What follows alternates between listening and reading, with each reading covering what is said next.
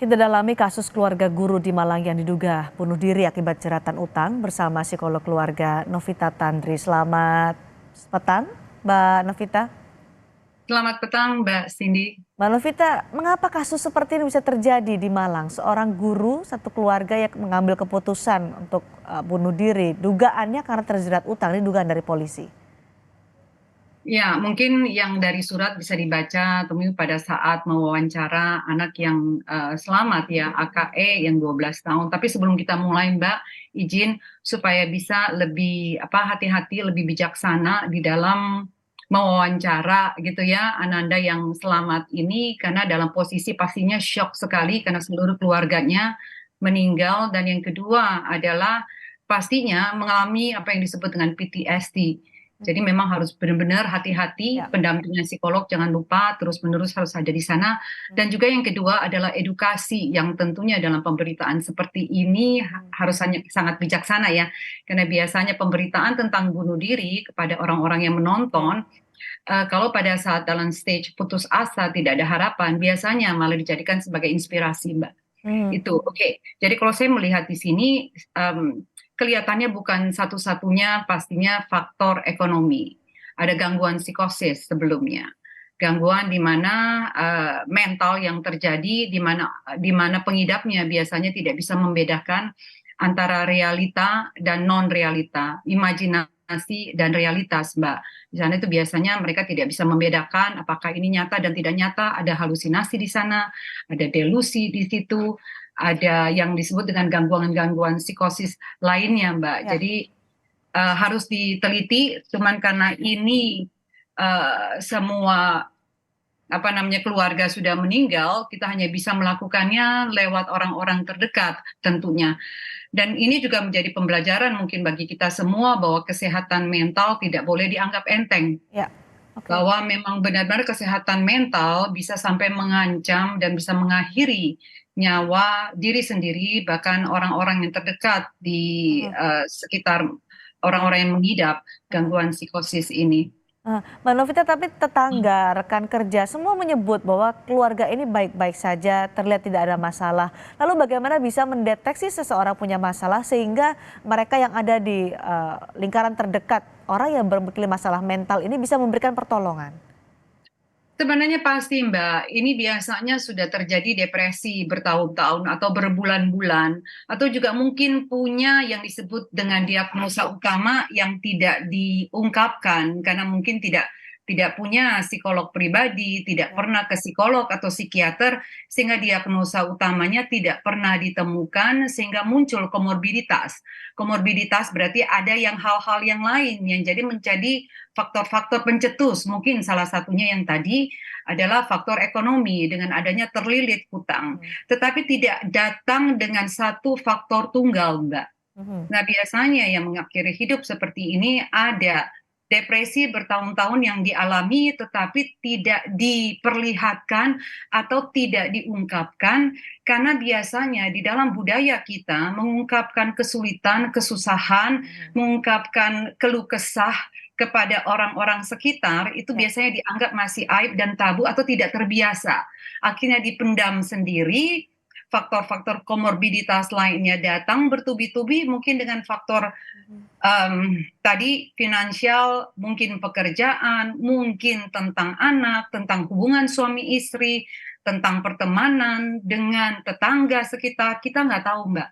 Jadi memang penting sekali untuk kita semua belajar dari sini apabila mengalami hal-hal yang membuat kita cemas, membuat kita merasa ada depresi di situ, membuat kita sampai punya gangguan tidur, gangguan makan, kehilangan minat yang biasanya kita suka sekali misalnya berolahraga, kita suka sekali misalnya berkebun, kita suka sekali memasak, lalu minat ini hilang semua, lalu nggak kepengen Ya. melakukan apa-apa. Nah, orang yang paling terdekatnya biasanya akan tahu. Mereka akan melihat bahwa lebih tidak banyak bicara gitu, Ya. minatnya hilang. Jadi memang penting sekali untuk kewaspadaan kita untuk punya empati, saling memperhatikan sekeliling kita. Di Mhm. mana orang-orang ini yang memang membutuhkan perhatian atau tahu Ya. sekedar untuk ditanyakan apa yang dirasakan. Mhm. Karena dari keterangan tetangga, rekan kerja, keluarga juga tidak ada hal yang signifikan yang terjadi pada keluarga ini. Mereka tidak pernah bertengkar, Ya. mereka dikenal sebagai keluarga yang harmonis. Jadi masyarakat pun hesitate atau segan untuk membantu karena merasa tidak, baru kaget lah ketika peristiwa ini terjadi gitu. Selama ini tidak pernah menyangka karena tidak terlihat Ya. gejala-gejala itu. Dan ini juga artinya kita pelajari bahwa kesehatan mental, gangguan kesehatan mental bukan saja menyerang orang yang kelihatannya punya gangguan kejiwaan, bahwa ini bisa menyerang kepada siapapun, termasuk yang Oke. berprofesi sebagai guru atau seperti almarhumah sang istri gitu ya, yang berjualan kue yang kelihatannya baik-baik saja. Iya, Jadi memang faktor-faktor kompleks yang lain ini bisa membuat apa ya, membuat orang akhirnya mengambil keputusan yang singkat dan menganggap mungkin salah satunya lagi juga adalah yang disebut dengan felisida altruistik akut, Mbak. Jadi bagaimana menganggap bahwa dengan sudah adanya gangguan psikosis ini tadi, iya, dengan halusinasi, dengan delusinya dia, lalu ditambah bahwa dengan mengajak keluarga sendiri, dengan anak sendiri, saya iya. malah melepaskan penderitaan mereka supaya tidak usah merasakan lagi kesulitan hidup dan Ah, kesusahan hidup. Dan oke. tentunya ini adalah gangguan mental. Ya, ya. Dan korban sempat nulis pesan untuk salah satu anaknya. Apakah itu Ya. artinya mereka sudah merencanakan ini sebelumnya? Biasanya begitu, Mbak. Jadi sudah ada perencanaan, sudah ada pikiran, ada skenario di dalam apa namanya kasus-kasus yang biasa saya tangani. Mereka sudah punya skenario ini atau bahkan sudah berbicara, berfantasi. Apakah yang akan saya lakukan supaya dapat menjalankan apa yang saya pikirkan. Dan biasanya kalau ini tidak dibicarakan, tidak punya psikolog untuk bisa diajak bicara, untuk digali, dia akan biasanya melaksanakan ini pada saat faktor-faktor komorbiditas ini datang bertubi-tubi, Mbak. Kemudian mengambil keputusan itu ya, keputusan yang sangat fatal ini. Ya. Mbak Novita, tapi kan masih ada satu anak kembarnya yang saat ini dirawat oleh keluarganya, dirawat neneknya. Tadi sudah diingatkan oleh Mbak Novita soal bagaimana memperlakukan satu anak yang selamat ini. Bagaimana kemudian sebaiknya keluarga, kemudian orang sekitar memberikan penanganan yang tepat untuk anak ini, terutama memulihkan kondisi psikologisnya. Kalau buat saya nomor satu tentunya harus ada pendampingan dari psikolog dan urusan bicara PTSD bukan urusan 1-2 bulan, Mbak. Ini bisa datang dengan proses grieving itu Ya, sampai kalau kita bicara DA gitu ya, DABDA sampai ke acceptance dari denial. Nah, ini ada proses dia disebut dengan denial, proses dia mengalami kemarahan, ada bargaining, seandainya saya bangun lebih cepat, seandainya saya waktu kencing dengar suara seperti ini, ya, lalu ada depresi, dan baru kepada acceptance. Grieving stage ini akan bolak-balik, dan penting sekali profesional psikolog untuk bisa mendampingi termasuk dengan psikiater.